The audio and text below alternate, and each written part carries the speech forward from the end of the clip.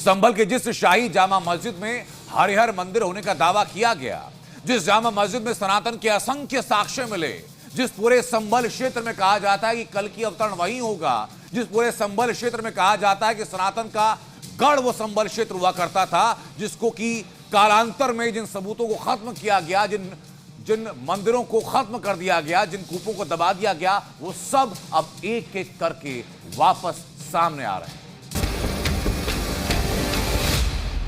जब तक कोर्ट इसको फाइनली डिसाइड नहीं कर देता है, तब तक इस एरिया को विवादित स्ट्रक्चर, डिस्प्यूटेड स्ट्रक्चर के रूप में ही कहा जाता है। संभल की जिस शाही जामा मस्जिद के भीतर सनातन के ढेरों प्रमाण मिले, जहां हिंदू संस्कृति के चिन्हों को मिटाने की कोशिशें की गई, जिस मस्जिद में हरिहर मंदिर का दावा किया गया, अब उसी मस्जिद को इलाहाबाद हाई कोर्ट ने विवादित मस्जिद करार दे दिया है।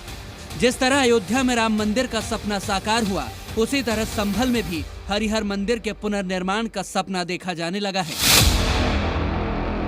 तारीख 24 नवंबर 2024, जगह जामा मस्जिद संभल, वक्त सुबह करीब 9 बजे।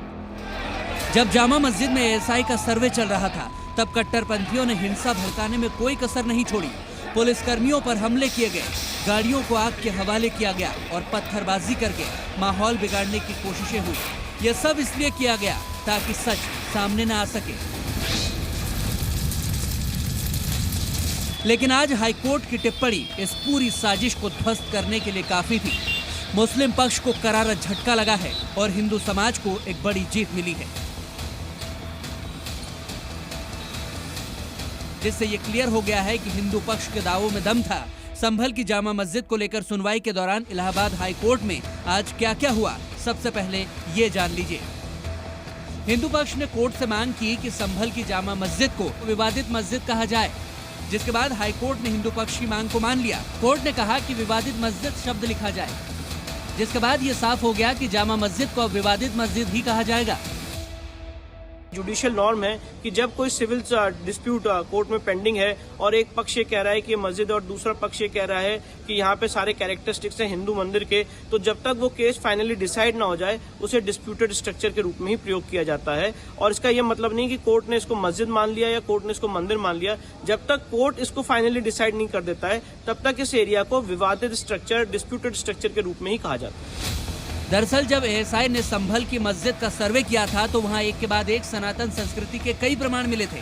मस्जिद की दीवारों पर मंदिर जैसी नक्काशी, खंभों पर हिंदू वास्तुकला के प्रमाण थे। यहां तक कि मस्जिद के अंदर कई ऐसे हिस्से दिखे जिन्हें देखकर ये लगभग क्लियर हो रहा था कि वहां कभी मंदिर हुआ करता था। और अब हाईकोर्ट की टिप्पणी के बाद ये दावा और भी मजबूत हो गया है। हाईकोर्ट के इस फैसले के बाद अब सवाल ये उठता है कि क्या संभल अयोध्या की राह पर बढ़ चुका है? जिस तरह अयोध्या में विवादित ढांचे को हटाकर भव्य श्री राम मंदिर का निर्माण हुआ, क्या उसी तरह संभल में भी अब हिंदू समाज अपने खोए हुए मंदिर को वापस पाएगा? ये सवाल इसलिए क्योंकि काशी की ज्ञानवापी मस्जिद और मथुरा की ईदगाह को लेकर भी कानूनी लड़ाई चली। वहाँ किसी भी इमारत को विवादित मस्जिद करार नहीं दिया गया, लेकिन संभल की मस्जिद को विवादित मस्जिद कहा गया है। संभल की जामा मस्जिद को विवादित मस्जिद घोषित करना सिर्फ एक कानूनी फैसला नहीं है, बल्कि ये उन तमाम ऐतिहासिक धरोहरों के लिए भी संकेत है जहां मंदिरों को तोड़कर मस्जिदें बनाई गई थी। इससे सनातनी समाज को एक नई ऊर्जा मिली है। अब मथुरा की ईदगाह को भी विवादित ढांचा घोषित करने की मांग उठने लगी है। जिस तरह संभल में विवादित ढांचा माना है, उसी तरह ज्ञान व्यापी और मथुरा में भी ईदगाह मस्जिद को विवादित ढांचा माना जाए, क्योंकि सबको पता है मुगल शासकों ने हमारे मंदिरों को तोड़ करके यहाँ विवादित ढांचा तैयार किया है। उनके पास तो ना तो पानी का बिल है, ना बिजली का बिल है, वो तो केवल अतिक्रमण के आधार पर, अवैध कब्जे के आधार पर वहाँ लोग रह रहे हैं।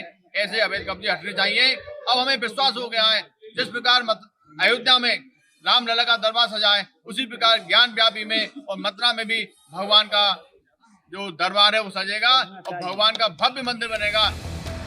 इलाहाबाद हाईकोर्ट की टिप्पणी ने यह साबित कर दिया कि इतिहास को मिटाने की जितनी भी कोशिशें हो, सच को बदला नहीं जा सकता। संभल ने अयोध्या की राह पकड़ ली है और अब हिंदू पक्ष का मानना है कि बहुत जल्द यहाँ भी सत्य की जीत होगी। ब्यूरो रिपोर्ट, जी मीडिया।